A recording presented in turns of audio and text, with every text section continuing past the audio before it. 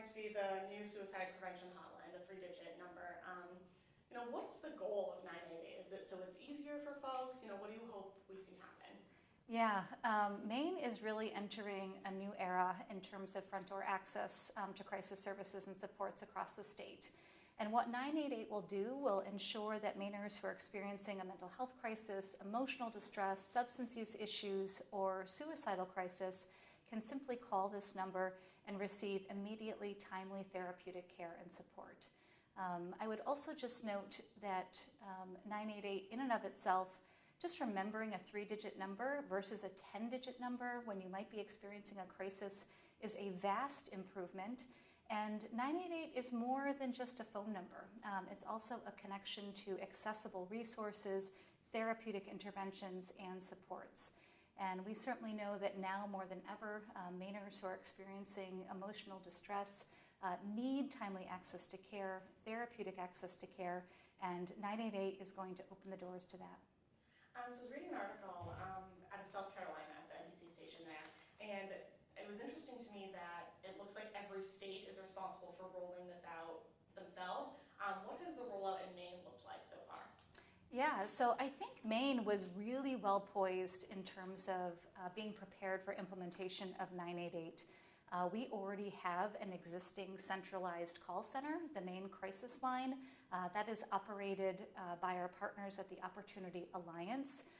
So essentially for our implementation of 988 calls will come in, they'll go through the National Lifeline, and they'll get routed directly to our existing Maine Crisis Line, where we have trained clinicians who are available to answer those calls. They can triage those calls immediately in the moment. And they can also assess whether or not additional resources might be needed. We have mobile crisis teams across the state.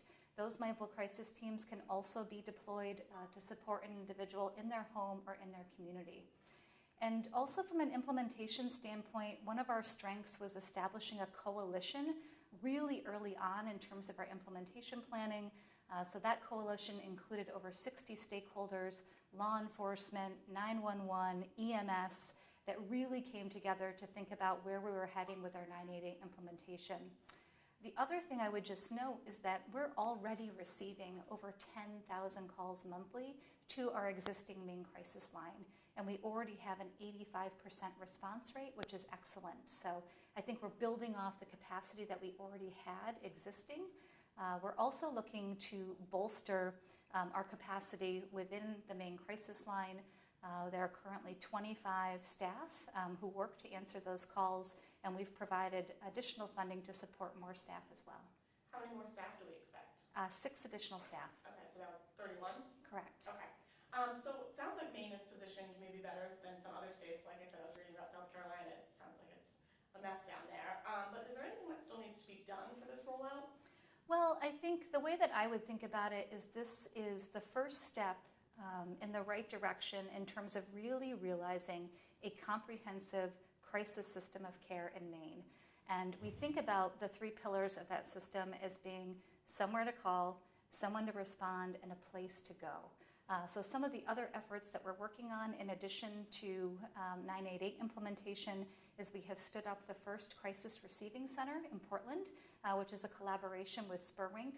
So for individuals who may need a place to go for crisis stabilization services, they can access them. So the implementation of 988 is really part of a broader continuum, and I think just reflects the overall commitment of DHHS and the administration to really strengthen our overall behavioral health system in Maine.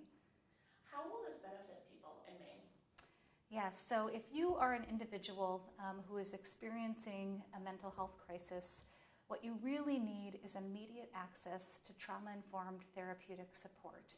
And the system that we have in place now, if you get connected to the Maine Crisis Line, you may get that support, but people still call 911, and that's a very different response. A 911 response is a deployment potentially of law enforcement, EMS, and with 988, you're going to get a therapeutic individual who's trained in crisis and can support you in the moment.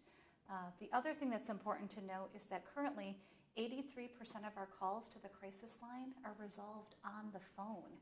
So there's a real opportunity where individuals can get the help they need, Sometimes that's just connecting with someone at the other end of the line, and they don't need any additional resources or supports beyond that.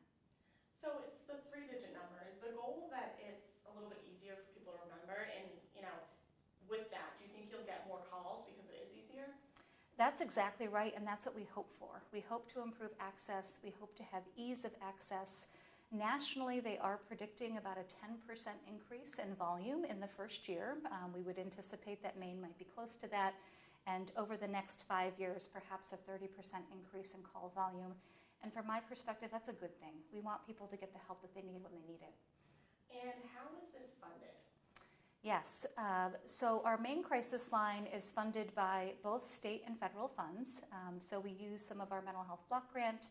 We have a SAMHSA grant as well as our Maine general funds. Cool.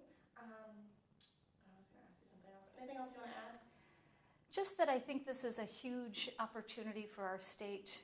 What 988 will do is allow Mainers who need help to get the help when they need it. And also for our young people, they will grow up knowing this number, knowing that help is there when they need it, and knowing that they're not alone. I remember my last question. So the 10-digit suicide prevention hotline that is still in effect, will that go away? Will that go away in a couple of years? How will that work? No, that will continue to function over the course of time, and I would assume that SAMHSA will continue to evaluate keeping those numbers in place. But currently, the National Suicide Lifeline and even our Maine crisis line will stay functioning throughout the transition. Okay, so 988 is just another option. Correct.